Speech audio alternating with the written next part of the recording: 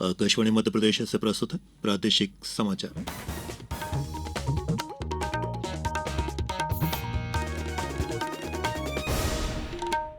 नमस्कार, समाचारों के साथ मैं प्रशांत सेंगर। सबसे पहले इस बुलेटिन के मुख्य समाचार।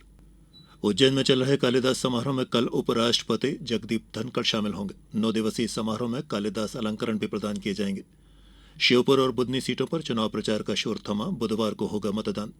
ग्वालियर में सूचना प्रौद्योगिकी इकाइयों को प्रोत्साहन दिया जाएगा, मुख्यमंत्री मोहन यादव ने की घोषणा। और नशा मुक्ति पुरस्कार के लिए 18 दिसंबर तक आवेदन मंगाए गए। और अब समाचार विस्तार से। उपराष्ट्रपति जगदीप धनखड़ कल उज्जैन में आयोजित हो रहे 66वें अखिल भारतीय कालिदास समारोह में मुख्य अतिथि के रूप में शामिल होंगे। कल से शुरू हो रहा ये समारोह 18 नवंबर तक चलेगा। इस दौरान महाकवि कालिदास के साहित्य में पंच महाभूत विमर्श पर आधारित राष्ट्रीय शोध संगोष्ठी के अलावा विभिन्न सांस्कृतिक कार्यक्रम भी होंगे। समारोह में 13 नवंबर को राष्ट्रीय शोध संगोष्ठी और पंडित सूर्य नारायण व्यास व्याख्यानमाला का आयोजन किया जाएगा। इसके बाद शाम 7 बजे शास्त्र धर्मी शैली पर आधारित तथा पारंपरिक शैली से प्रेरित नृत्य नाटिका का प्रस्तुतिकरण होगा।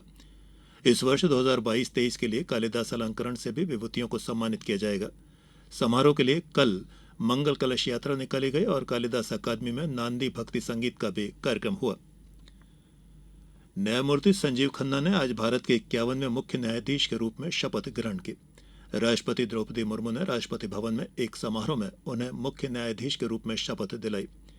न्यायमूर्ति संजीव खन्ना ने न्यायमूर्ति डीवाई चंद्रचूड़ का स्थान लिया है, जो कल सेवानिवृत्त हो गए। इस समारोह में उपराष्ट्रपति जगदीप धनखड़, प्रधानमंत्री नरेंद्र मोदी और कई केंद्रीय मंत्री शामिल हुए। प्रधानमंत्री नरेंद्र मोदी ने न्यायमूर्ति संजीव खन्ना को भारत के सर्वोच्च न्यायालय के प्रधान न्यायाधीश के रूप में शपथ लेने पर अपनी शुभकामनाएं दी। प्रदेश के मुख्यमंत्री डॉक्टर मोहन यादव ने भी न्यायमूर्ति संजीव खन्ना को देश के 51वें मुख्य न्यायाधीश के रूप में शपथ ग्रहण करने पर प्रदेशवासियों की तरफ से हार्दिक बधाई और शुभकामनाएं दी हैं। 11 राज्यों की 33 विधानसभा और केरल की वायनाड संसदीय सीट पर उपचुनाव के लिए आज शाम प्रचार अभियान समाप्त हो गया। इनमें प्रदेश की श्योपुर जिले की विजयपुर और सीहोर जिले की बुधनी सीट भी शामिल है। यहां अंतिम दिन जोरदार प्रचार अभियान के बाद शाम को प्रचार अभियान थम गया। श्योपुर जिले के विजयपुर विधानसभा क्षेत्र के उपचुनाव में भाजपा प्रत्याशी रामनिवास रावत के समर्थन में कल मुख्यमंत्री डॉक्टर मोहन यादव ने एक सभा को संबोधित किया। साथ ही उन्होंने कई अन्य प्रचार कार्यक्रमों में भी हिस्सा लिया। वहीं कांग्रेस की तरफ से विजयपुर विधानसभा में पार्टी के प्रदेश अध्यक्ष जीतू पटवारी ने कल जनसंपर्क किया और मढ़ा, इटवाई तथा विजयपुर सेक्टर की बैठकों में कांग्रेस जनों से बूथ स्तरीय तैयारियों के संदर्भ में चर्चा की। उधर सीहोर जिले के बुधनी उपचुनाव में राजनीतिक दलों ने चुनाव प्रचार में अपनी पूरी ताकत झोंकी है।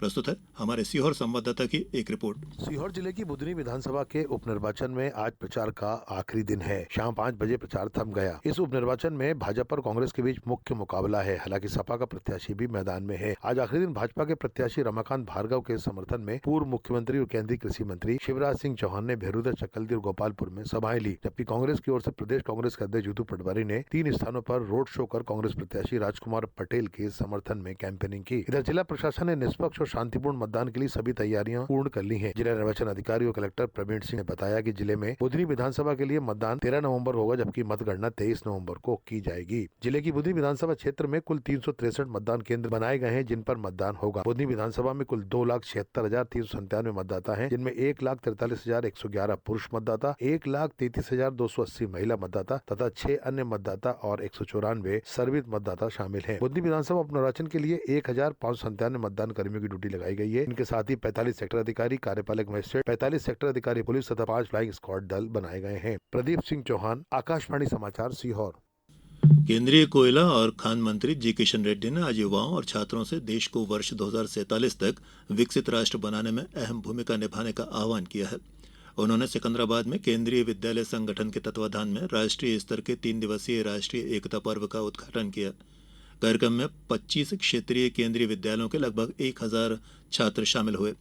राष्ट्रीय एकता पर्व का उद्देश्य राष्ट्रीय एकता और भारतीय संस्कृति के साथ साथ कला के प्रति प्रशंसा को बढ़ावा देना है। इस अवसर पर श्री रेड्डी ने कहा कि हर एक केंद्रीय विद्यालय वास्तव में एक लघु भारत है, जो जीवंत है और संभावनाओं से भरा हुआ है। केंद्रीय विद्यालय न केवल शिक्षा प्रदान कर रहे हैं, बल्कि राष्ट्रीय एकता की भावना का पोषण भी कर रहे हैं। अब समाचारों में वक्त हो चला है एक छोटे से अंतराल का। ये समाचार आप आकाशवाणी मध्य प्रदेश से सुन रहे हैं।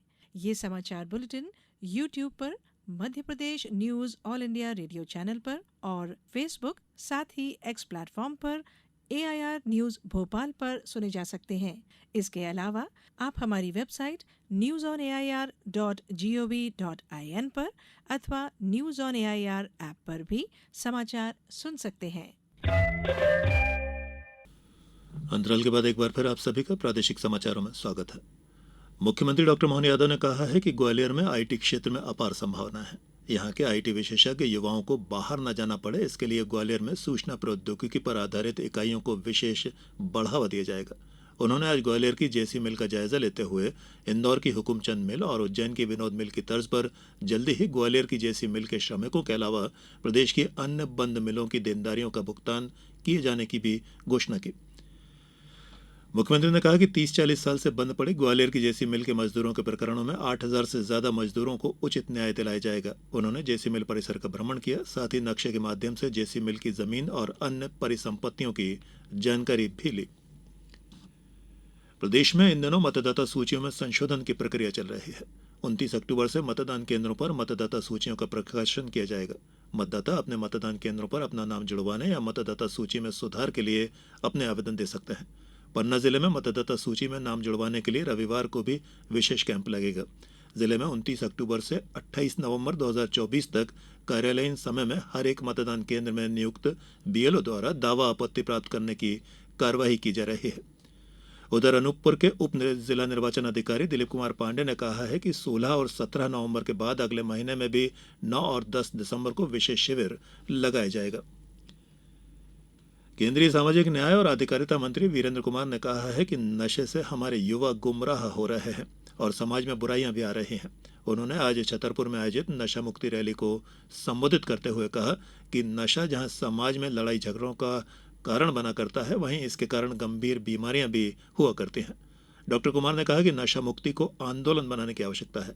ये नशा मुक्ति रैली छतरपुर के विभिन्न मार्गों से गुजरी, जिसमें बड़ी संख्या में स्कूली बच्चों ने हिस्सा लिया। कार्यक्रम में सभी स्कूली छात्र छात्राओं को नशा मुक्ति की शपथ भी दिलवाई गई। इसी दौरान नशा मुक्ति पर केंद्रित नुक्कड़ नाटक, निबंध, लेखन और गीत प्रस्तुत करने वालों को सम्मानित भी किया गया। इधर राज्य सरकार नशा मुक्ति के क्षेत्र में उत्कृष्ट कार्य करने वाले समाज सेवियों और स्वैच्छिक संगठनों को राज्य स्तरीय और जिला स्तरीय विवेकानंद नशा मुक्ति पुरस्कार से सम्मानित करेगी। राज्य स्तरीय पुरस्कार के रूप में 1 लाख रुपए के 2 पुरस्कार और प्रशस्ति पत्र दिए जाएंगे, जबकि हर एक जिले में 3 पुरस्कार 10,000 रुपए के होंगे। सामाजिक न्याय एवं दिव्यांगजन सशक्तिकरण संचालनालय ने इसके लिए योग्य संस्थाओं से आवेदन आमंत्रित किए हैं। आवेदन की अंतिम तिथि 18 दिसंबर है। इसे संचालनालय के पते या ईमेल पर जमा कराया जा सकता है। जिला स्तरीय पुरस्कार के लिए आवेदन जिला कार्यालय में जमा किए जाएंगे। वन अधिकार अधिनियम 2006 के तहत प्रदेश में अब तक 2,75,352 से अधिक व्यक्तिगत वन अधिकार दावे मान्य किए गए हैं। इसके अतिरिक्त 29,996 सामुदायिक वन अधिकार दावों को भी मान्यता प्रदान की गई है। और अब इस बुलेटिन के कुछ समाचार संक्षिप्त में। केंद्रीय पंचायती राज्य मंत्री SP सिंह बघेल ने आज अशोकनगर में एक बैठक में अधिकारियों से जिले के विकास के लिए प्रस्ताव तैयार करने को कहा है। सागर जिले में बच्चों को स्वच्छ पोषण युक्त आहार देने के उद्देश्य से कलेक्टर संदीप GR ने रंगीन रोटी अभियान शुरू किया है। उन्होंने बच्चों के भोजन में मुनगा के पत्तों, पालक के पत्तों और चुकंदर का उपयोग करने के निर्देश दिए हैं। मुरैना में एशिया का सबसे बड़ा सोलर पार्क बनेगा, जिसके लिए 4,164 हेक्टेयर भूमि आवंटित की गई है। और नर्मदापुरम में माखन नगर मार्ग पर कल रात सड़क हादसे में 2 युवकों की मौत हो गई। प्रादेशिक समाचारों के इस बुलेटिन में अभी इतना ही। आज्ञा दीजिए। नमस्कार।